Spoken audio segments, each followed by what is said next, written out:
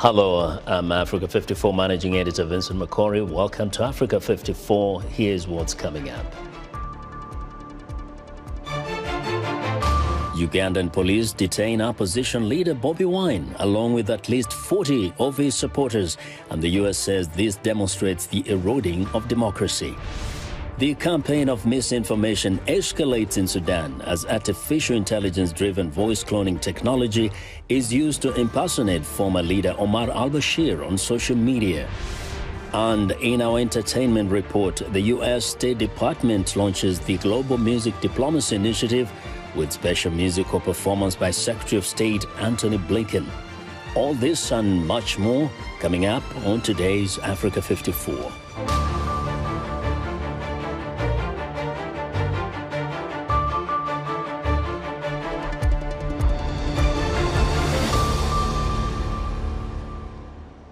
We begin our broadcast in East Africa, where Ugandan security forces have arrested 40 people during an operation against supporters of opposition leader Bobi Wine, whose detention under house arrest, the United States says, demonstrates eroding democracy. Wine, whose real name is Robert Chagulanyi, was detained on Thursday. David Doyle has the latest. Ugandan opposition leader Bobi Wine was forced into a car by security agents and driven home on Thursday as he returned from a trip abroad, his party has said. Video published on social media by the National Unity Party showed Wine being led away after disembarking from a plane in Entebbe. Where are you taking him? The action appeared intended to avoid a public spectacle. Police had said on Wednesday that anyone on the streets to welcome Wine would be arrested. That followed calls from his party for a million-strong march. Wine, a pop star whose legal name is Robert Chagulanyi, is Uganda's strongest political challenger to President Yoweri Museveni, who has been in power since 1986. People power! Wine was runner-up in a 2021 election that he said was marred by fraud. As we speak right now, I'm officially not in Uganda because I did not go through migrations. They picked me illegally, like you saw. And as we speak right now, I'm under house arrest because my house is surrounded. Soldiers and police are all over. Police spokesperson Patrick Onyango said security agencies had accompanied Wine to his home, but denied that he was under house arrest. He said the heavy security deployment there was for general security. Wine has been detained multiple times in the past while leading protests that have been dispersed with tear gas, rubber bullets and beatings. At least 54 people died in protests that erupted in November 2020 ahead of the last presidential election. David Doyle of Reuters filed that report. The Al-Shabaab terror group has reclaimed some of the territory in Somalia it lost and have conducted deadly raids on military bases. Viewers spoke to people on the streets of Mogadishu to hear what they think about their security. Mogadishu's security is improving compared to the past months. As business people, we appreciate and are thankful for that. We hope this will continue. It is a God-given blessing that the security improved. Now we feel safe, and the security has improved. People are different now, even morally. We feel the peace. Well, people on the streets of Mogadishu expressing their views on the country's security. Artificial intelligence-driven voice cloning technology is now being used to impersonate Omar al-Bashir, the former leader of Sudan, in a campaign that has garnered hundreds of thousands of views on TikTok. This is adding to the confusion and disinformation in Sudan's civil war. For more insight on the situation, viewers Paul Diho spoke to Ichakwemeka Munye, a lawyer and cybersecurity expert in Abuja, Nigeria. AI, like all technologies, they are moral tools, and they are by themselves neither good nor bad. The goodness or the badness of the tool depends on the person who is employing it. And I would say that very often we see these tools being employed by the vast majority of people for good purposes, for entertainment and creation of content, education, communication, and various purposes. And now with what we are seeing in Sudan, where misinformation, and we are seeing deepfake with audio technology being employed to fake the voice of a former leader, which could have implications for what is going on in Sudan in terms of the war. So these are some of the downsides, but to be very honest, they are not surprising because these are things that experts had warned about at the onset of the AI revolution and the current AI boom we are seeing. We've had a war raging in Sudan since May this year, and so many people have died, others have fled the country. Now you bring technology into the mix, obviously it's going to cause a lot of havoc there. How can people go about stuff like this? A lot of work would have to be done by technology companies, particularly social networks, in terms of misinformation. But the reality is that the technology itself has developed faster than the tools to mitigate the risk. So we have seen more advancement in the technologies to create synthesized audio, videos, or images. I think states need to step up to realize that we need more and better legislation. Of course, legislation that is proportional to the risk on ground, which is a challenge in Africa, because one of the concerns is that with the rise of technologies and the incident that has played out in Sudan, if care is not taken, it could be employed as an excuse by state actors to further mitigate or diminish free speech. But regardless of that risk, for safety and for sanity in society, there will definitely have to be legislation that addresses issues of misinformation, where people realize that in the event that I create content that is fake, beyond the social media platform just banning my account, like we have seen with the Sudan incident, there is a real risk that I could go to prison for creating such false content. Can this AI, this new revolution, be used for good? The vast majority of users of artificial intelligence and the associated technologies and other emerging technologies are using them for good, for improvement of their day-to-day living. Yeah, but we have some actors who deploy them for evil, but we also need to have those conversations, because the evil that they can be deployed for also can find scale, and that scale can wipe away whatever good we are doing, actually, like we have seen in many societies or states where technologies have been deployed maybe for election interference or disinformation, like we saw at critical times, maybe during the pandemic and things like that. So yes, the vast majority of people use them for good, but there's also evil that needs to be talked about because of the potential of the scale of that evil. Well, that was viewers Paul Ndiho speaking to Chukwuemeka Munye, a lawyer and cybersecurity expert. And now, Liberians are voting in an election on October 10th in which soccer star turned President George Weah is taking more time after first term critics say was marred by corruption and continued hardship. Here again is David Doyle. Liberia's President George Weah has a message for voters ahead of an election on Tuesday. He needs more time. But after a first term marred by corruption allegations and continued hardship, many still need convincing. The former soccer star, who came to power in 2017, says the global health crisis set back his plans, but that he is on track to deliver progress in the poverty-stricken country. He's campaigning, as he did last time around, on building new roads in a country where many unpaved routes become impassable in the rainy season. Weah has also built hospitals and introduced free education, winning him support from people like small business owner Mami Togba. It don't do for me, but grandchildren, the children were coming up. Me, I would die, but the children were coming on, not to enjoy it. But some voters are disappointed by his failure to improve living standards or tackle corruption. Last year, Weah fired his chief of staff and 2 other senior officials after the United States imposed sanctions on them for corruption. In 2018, a Liberian court issued arrest warrants for more than 30 former central bank officials in connection with $104 million that went missing. Josephine Musa is a supporter of Weah's main election rival, former Vice President Joseph Boakai. So we are said that he was coming for change. He said that Joseph Boakai there, they corrupt the country, they steal money, and they made things hard for us. They were coming for change.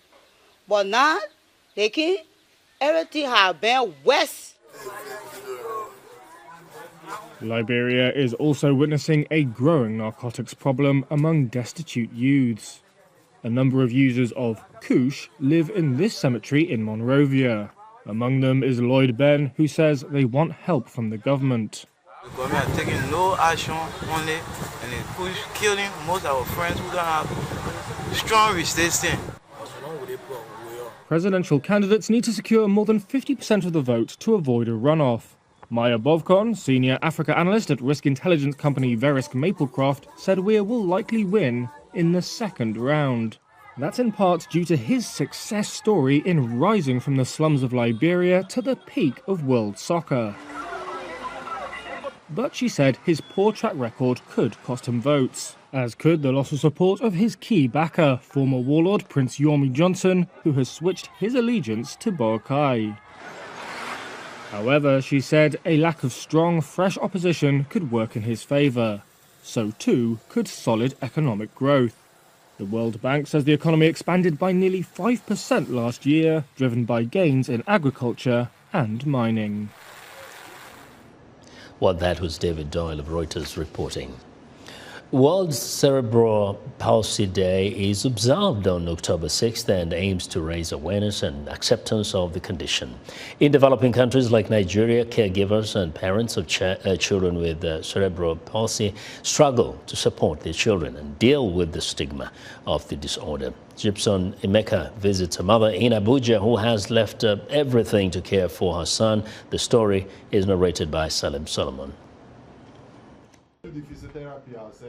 When Zainab Obamahai's son Max was diagnosed with cerebral palsy 2 months after his birth, she left her job as a hairstylist to be his full-time caregiver.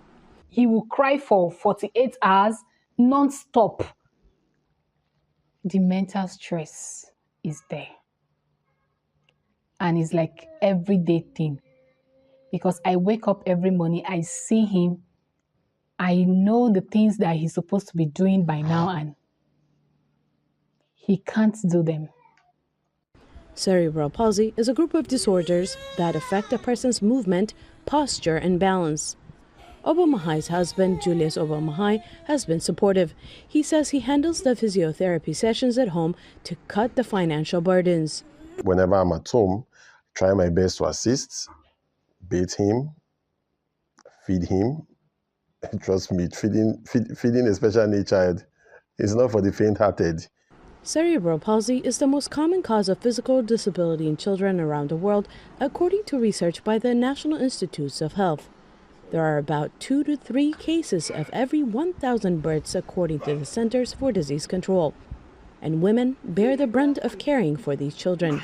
A Nigerian women's rights advocate, Sadiatu Mahdi, says this is rooted in a gender gap at home, where mothers are often the only caregivers. The gender issues around that is that in many families today, there is an abdication of responsibility of raising children because people believe it is the sole responsibilities of a mother. Habefan Dori Gustav, a clinical psychologist based in Abuja, Nigeria, says the pressure on these mothers can cause trauma and lead to isolation. And they move their focus from themselves to these children, and at the same time, it could even lead them into depression. I've worked with people who, for years, they had their children under lock and key just because they don't want people to see these children. Obamahai launched a nonprofit in 2021 to support children with special needs and mothers like herself. I decided, you know what, if I have a foundation that can take care of these children while the parents go out to work, it will be a good thing. But it appears more is needed to address the problem. Psychological experts in Nigeria are urging the government to invest more in raising awareness and support. For Gibson Emeka in Abuja, Nigeria, Salim Solomon, VOA News. We're excited to hear what you think about Africa 54 and all our VOA Africa programs on our website at voaafrica.com. Still to come, a boost to music as the U.S. launches the Global Music Diplomacy Initiative. Stay with us.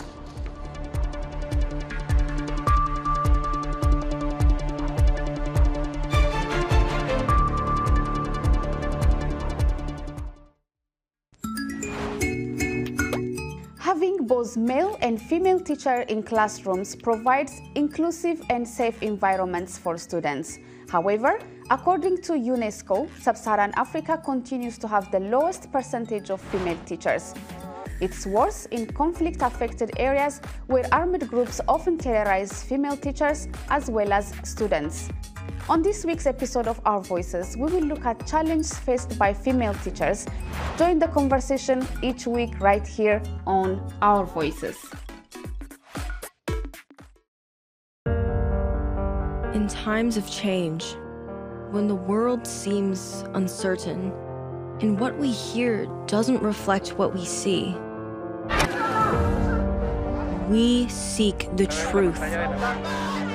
When we are told only part of the story, we lose trust.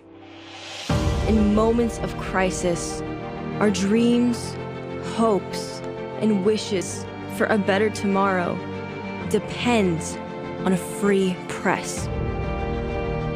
At Voice of America, we bring you the stories that people take risks to see. We connect the world and unite it with truth.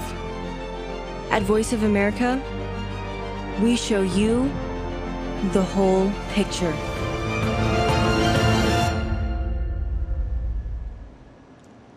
Well, in other news, International Monetary Fund Chief Kristalina Georgieva says Sub-Saharan Africa is going to have a stronger voice with a third seat on the Global Lenders Executive Board. The United States, as the world's biggest economy, has the largest share of votes, followed by economic powers Japan, China, and Western Europe, ahead of other regions and developing nations.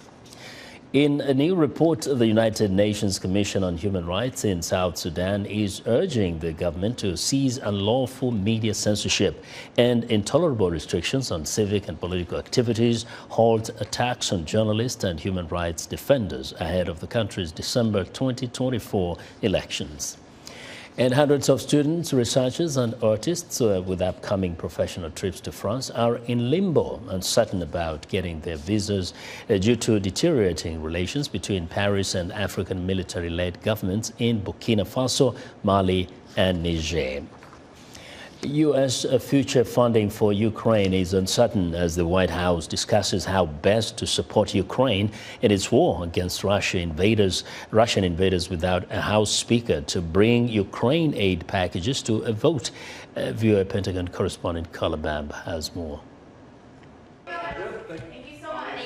President Joe Biden meeting with his national security team to discuss the military aid situation for Ukraine.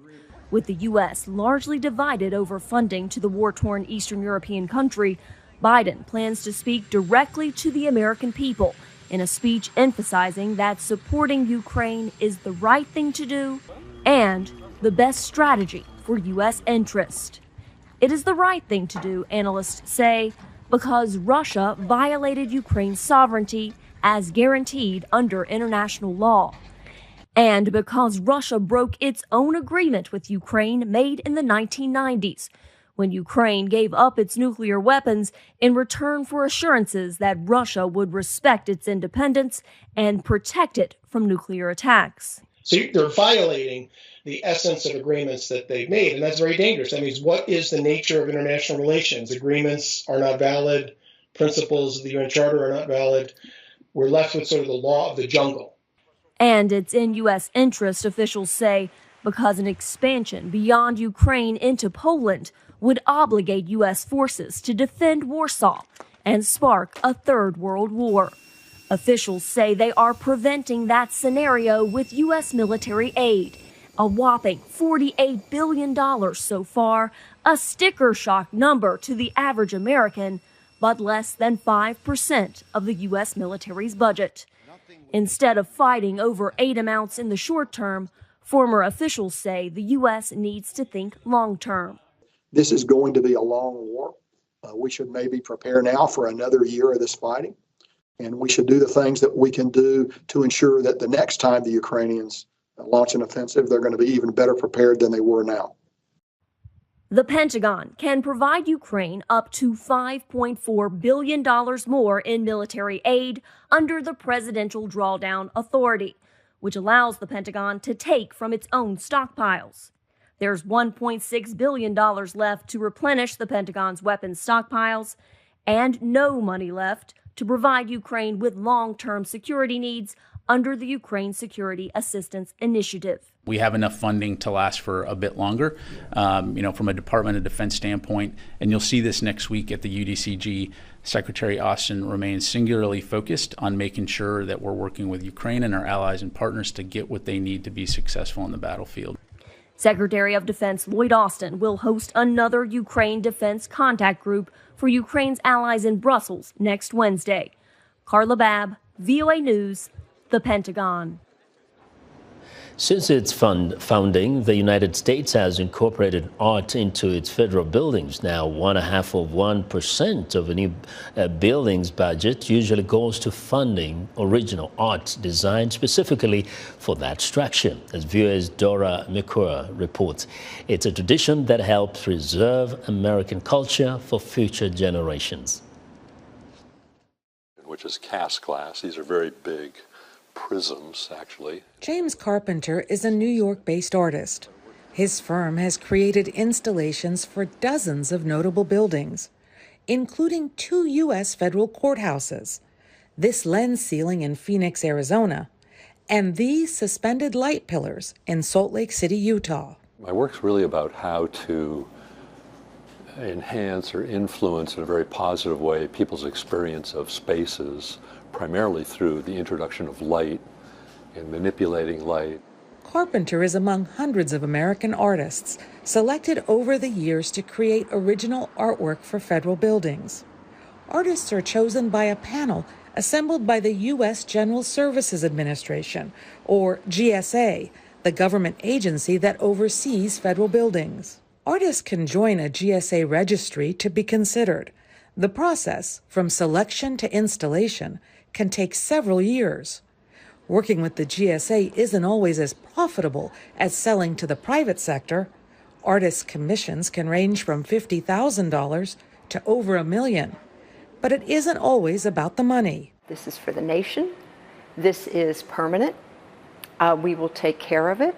They're looking at it as a way to participate in what's going on in the nation and to be part of its history. I think it's nice to capture that. That was certainly part of the appeal for Carpenter. He says when it comes to commercial projects, some developers want to invest the least amount of money and time possible. I think with the GSA, you're really trying to do something of exceptional quality and something that really speaks to the people using the building as an exceptional moment in their daily life. This is a building that's going to be here 100 years, 150 years. It's all about longevity, durability. The GSA collection dates back to the 1850s. Today, the GSA follows guiding principles for federal architecture set back in the 1960s. A presidential committee said fine art should be incorporated into federal buildings, with a focus on the work of living American artists. It really is about today and who we are at the moment. We care for everything from the past, and we're just adding to the dialogue into the future. In all, there are more than 26,000 pieces in the GSA collection. The majority are paintings created during the New Deal era in the 1930s, when the government employed salaried artists. So, how much is this extensive collection worth? The federal government doesn't sell the artwork that we have in our possession. So it basically does not have a market value. But as a record of the history of American culture, the collection could be considered priceless. Dora McQuarrie, VOA News, Washington. Well, it's time for our entertainment report, and joining us now is Heather Maxwell, host of VOA's Music Time in Africa radio program, with the latest music news and notes. Hello. Hello, Vincent. Yeah, first of all, music and diplomacy just got a big boost from the U.S. State Department, which launched the Global Music Diplomacy Initiative on September 27th. The program seeks to elevate music as a diplomatic tool to promote peace and democracy and support the United States' broader foreign policy goals. At the launch of the program here in Washington, D.C., one of the highlights of the performance was the debut of Secretary of State Antony Blinken. of the 7th month. 7 doctors say he was born for good luck. Now can't you see? I got $700. Don't you mess with me. Everybody knows I'm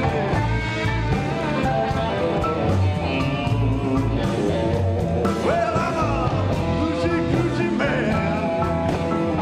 Everybody knows I'm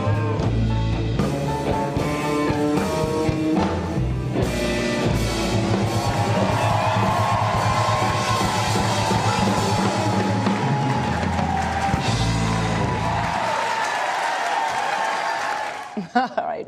Blinken isn't the first American Secretary of State known for their musical abilities.